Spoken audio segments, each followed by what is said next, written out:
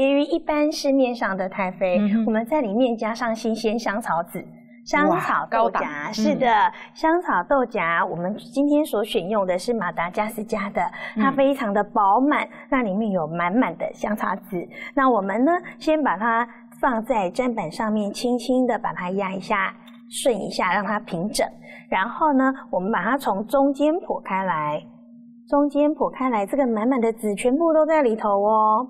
剖开来之后，各位在取出来的时候，请切记前端我们只要轻轻的拨开就好了。请注意手不要摸到你的香草籽，因为摸到它会粘在手上。一旦粘在手上呢，那这个香草籽就拔不下来了，就是浪费掉了。好，那我们取出来的香草籽，我们用一个这个工具把它拨进来，放进这个是鲜奶油里面。那鲜奶油呢，一般台湾所使用的鲜奶油，它的趴数大概就是38%到40%左右，就是它的鲜奶油纯度。好，那请切记哦，我们这个香草豆荚的壳不要丢掉。对，一方面它很贵，一方面它还有很多的剩余价值。是，它还是可以再利用的。我们还可以把它丢在放糖的罐子里面，哇，这个糖呢，1个月之后就会有香草的味道了。现在这边呢，准备这个瓦斯炉，那请切记，瓦斯炉的炉火请开到10点钟方向，不要开得太高。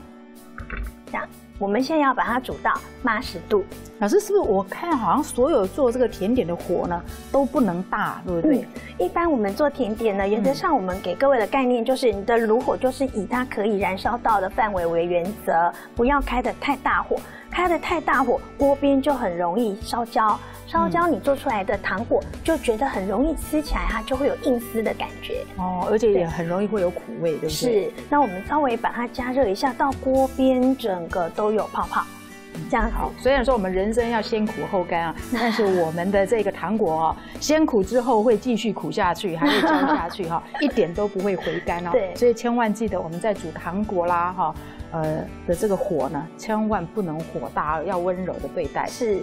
好，那我们现在煮到这个锅边有泡泡了，现在大概是在80度左右。那我们先放到旁边来让它保温，一个木板的盘子上。那各位不需要盖东西吗？可以不用，因为我们马上就要倒进来。哦 ，OK。那我们这边再准备一个锅子，这个锅子呢，一样，我们现在呢开火。好，那一样转到10点钟方向，不要太大的火。然后呢，锅子我们现在先把它烧热。烧热之后，待会这边要先做焦糖的部分。那另外呢，在我们的食材里面有麦芽糖，对，麦芽。那麦芽的粘性很高，所以它现在不太容易流动。对，那就要加一点隔水加热，对，隔水加热，放到这边来。好，很多时候呢，可能观众朋友会想，麦芽糖不仅不容易拿出来，还有要怎么样去拿这个从罐子里面的这个麦芽糖哈。在这边呢，组长跟你分享一些小撇步哈。你要去抓麦芽的时候，请你的手啊一定要沾这个水，好，那最好是这个煮过的冷开水，好，你这样子去抓这个麦芽的时候呢，你就不容易粘手。比较方便取出，对，比较方便。然后如果像我们在欧洲、在北美啊，比较容易就是天气比较干燥的话呢，我们这个麦芽很容易买回来，你久没有用的话，它就会慢慢越来这个越干，是里面的水分呢挥发掉。这时候呢，大家也可以像我的方法，除了隔水之外呢，我会早一天加一点这个煮过的冷开水，是让它之间就是把它的水分呢，对，把它吃进去。对，哇，厨娘好专业啊！现在我们锅子已经烧热了，我们把砂糖倒进来。是砂糖。好，这个焦糖部分很重要，观众朋友要仔细看因为我常常也煮得不好。其实很简单，那也没有必要买现成的，自己做就好了。自己做呢，既经济又实惠，而且但是老师说不会失败，有一个最大的撇步就是锅子一定要用大锅子，对，一定要用大锅子。对，我们现在各位要注意，因为我们现在炒焦糖里面没有水分，所以尽量不要一直拿个东西去拨动它。我就是这样子，对，结果锅铲上面就粘了一堆的糖，对，你会比较不方便熬煮。那我们现在呢，把这个锅子加热之后，让这个锅子的温度慢慢的来把这个糖给融化。融化之后呢，不是就融化我们要把它煮滚。煮滚，等一下我们要注意锅子里的状态，所以做东西、做点心，记得都要看着你盆子里面的状态，然后来判断它做到什么样的程度，而不是老师跟你讲几度就几度，然后火多大，因为每一家的火，老师说10点钟，每一家的火啊，10点钟的这个大小其实都不一定是一样的哦。是，好，一定要准备一个大锅子哦。然后我们先让糖在里面溶解，那不需要拿什么容器来拌它哈，没有必要。我们就这样摇一摇，让已经溶解的糖浆把还没有溶解的砂糖混合在一起。哇，原来如此哦！但是这个锅子要大也要轻。不然很容易妈妈说提不动。好，那我们现在开始注意锅子里的状态哦。现在已经开始要接近沸腾。是。那做糖果请切记，室内不能有风。当然，相对也不适合开这个抽油烟机。你一开抽油烟机，它就有风在打，有风在打呢，这个糖呢就会温度就会受到影响。现在我们来看，它表面会冒出金黄色的泡泡。是。好，那焦糖在我们把鲜奶油倒进来的那一刹那，就决定成败。现在看到锅子里的状态哦，注意咯，倒咯，倒。所以观众朋友有注意到，我们这一锅焦糖从头到尾，我们的铲子到目前为止都还没有下去。对，都还没有碰到它哈，没有必要，不需要去碰它。哎，现在这一锅就是完美的焦糖。就好了，漂亮，好了，好。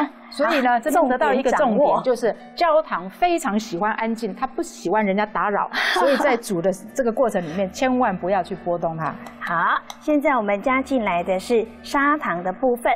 好，刚刚我们的倒进来的糖呢，那个部分呢是我们要做焦糖的部分。那现在我们加进来的这个砂糖就是牛奶糖的部分咯。好，那我们这里把砂糖倒进来，先让它溶解。做细一点呢，不是像煮菜，不要把所有东西稀里哗啦都倒进去。我们要让每一种食材有它不同的风味，把这个层次一层一层的表现出来。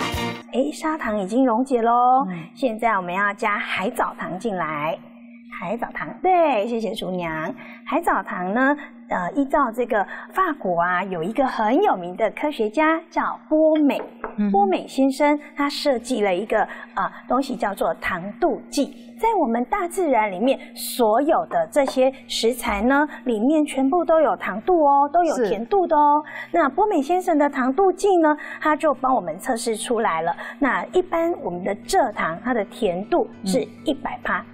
100分的话，100分100甜，对，100分100，以它为基本测试值嘛，它是这个蔗糖嘛。那我们呢加这个用海藻糖的话，海藻糖的甜度只有45分，所以它比较不甜。所以我们在做糖果的时候，用海藻糖来取代部分的砂糖使用，它会比较不甜。现在加进来的是盐。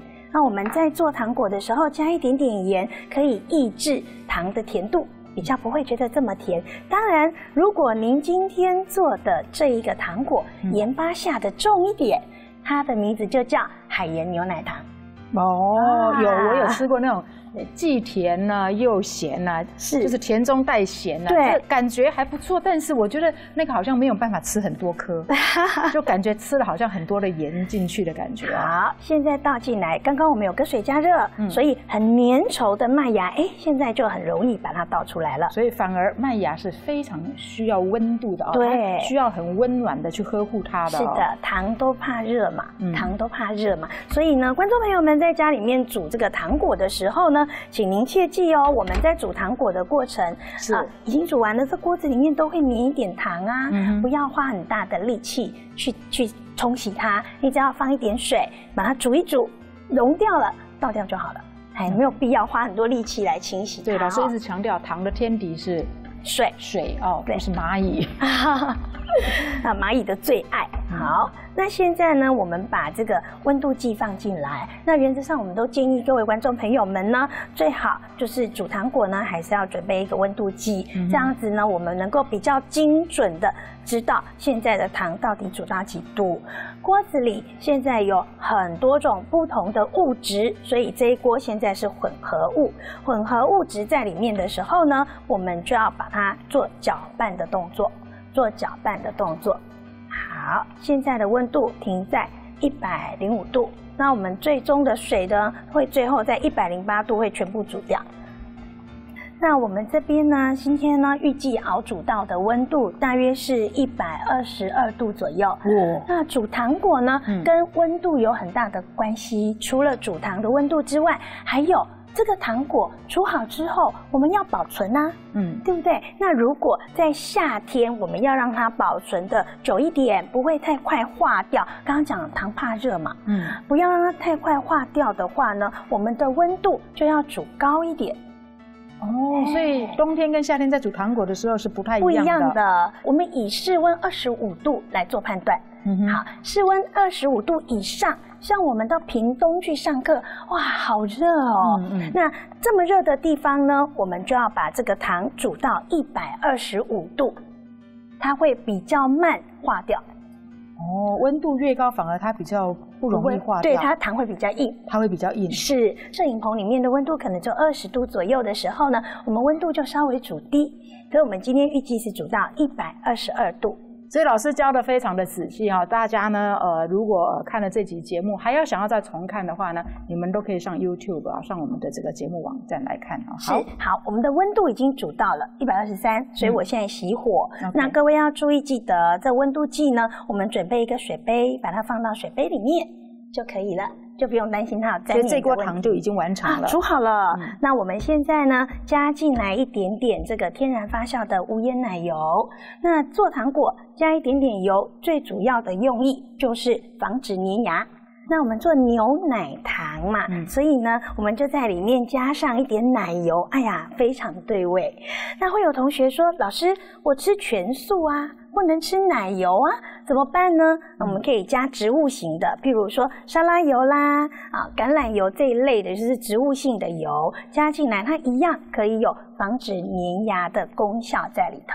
老师，除了防止这个粘牙，我现在在看你这个锅子搅拌了，它是不是也有让糖果的这个比较有光泽度啊？哎呀，这个厨娘太厉害了！各位观众可以看得到，现在这个表面有亮亮的感觉，这个就是油脂在里面所造成的。那可以让这个糖的表面呢比较光泽，看起来比较漂亮一点。好，那我们在做好这个糖果之后呢，有2种方式啊。如果说您有这个可爱的制冰盒，或者是您有这个像这种，这个其实不是糖果模，这个是饼干模型，它也可以用。只要有模型都可以。那用这种模型呢，主要它里面有凹凸凸的这个造型哦，那空气比较不会沉在底下。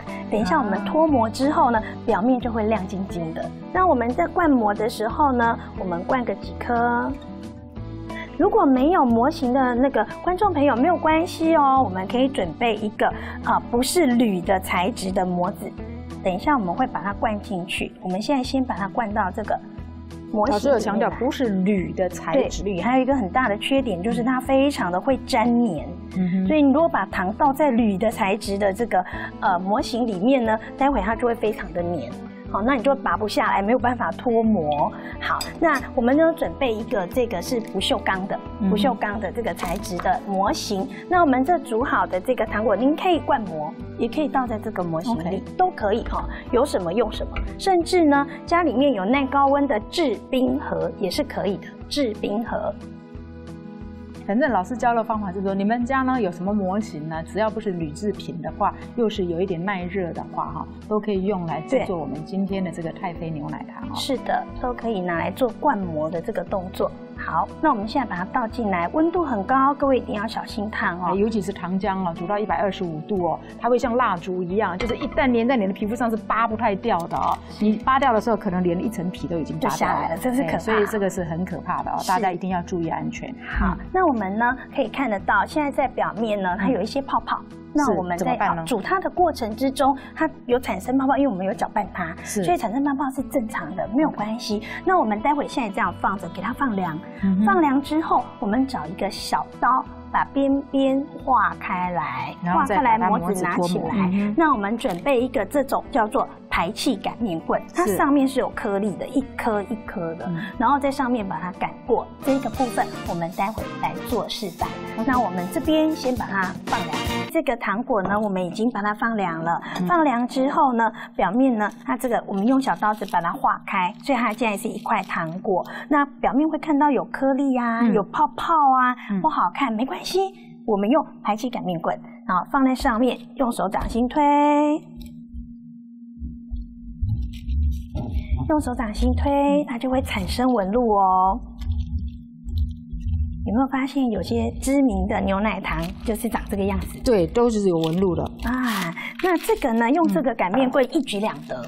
第一个是把空气排掉，第二个是表面造成纹路，好可爱的纹路。然后现在呢，我们就找家里面的菜刀。那越硬的糖果，请切记，千万不要使用蛮力，用蛮力是没有用的。老师怎么知道？我想说，这个应该可以这样子啊，压。然后老师居然用慢慢像锯开的一样。是，这个一定要滑刀，这个就叫滑刀，轻轻的就把它锯开了。哇，而且都没有那气感哎，你看好平哦，观众朋友有看到吗？多么的平整，老师使用滑的，而且不是用锯齿刀哦，千万别用锯齿刀哦。对，哦，使用这个，但是也是要小心这个手哦。对，家里面大家家里都有刀子啊，每位观众朋友家里都有刀子，用刀子就可以了，不一定要什么刀子，好，你用水果刀也可以啊，好，可以切就好，好切就好，不要拿大剁刀来切，它是糖啊，各位要切记，越付越硬的东西，千万不要，对，千万不能硬碰硬，硬碰硬是没有用的。好，那我们现在来切小小的这个糖果。老师，你为什么切那么小？跟我一般的糖果好像不太一样。您要记得，越硬的糖果要切得越小，不然这么大一块，不好入口，咬不动啊。所以您想一下，生有牛奶糖从小吃到大，这个小小的，对嘛？越硬越不方便咀嚼。你这牛奶糖怎么那么好吃啊？谢谢，我已经忍不住真的非常棒，而且这是纯天然的。所有的食材都是天然的，我们没有加任何化学物质哦。老师，太爱你了！你知道我为了这个牛奶糖啊，真的走遍天下。那切成块之后，下一个动作要包装啦。好，那牛奶糖呢？它呢，我们要使用的是蜡纸，这个叫蜡纸，一面有印刷，一面是滑滑的，一面有印刷，一面是滑滑的。这么可爱的这个糖果纸要到哪里买呢？不是做广告，烘焙材料店。对，好，那我们现在把这个糖果呢放上来，然后从下面包上来，上面包下去，折好。折好之后，顺着纸的方向，纸的开口在这里，所以我们往前面转紧。好，纸的开口在这里，所以我们往前面转紧，要顺着它的方向转。这样就是一个。观众朋友有没有清楚了？这样子就是我们今天做的可爱的牛奶糖。真的是超可爱，超可爱的。是这样子的一个糖果，你看很小一片哈。是，但是切出来的量非常多。我们今天真的非常感谢老师。那我希望呢，观众朋友有空的时候呢，一定要来做看看，因为真的非常简单啊。鼓励大家一句话：什么叫专家呢？就是简单的事情重复做。是。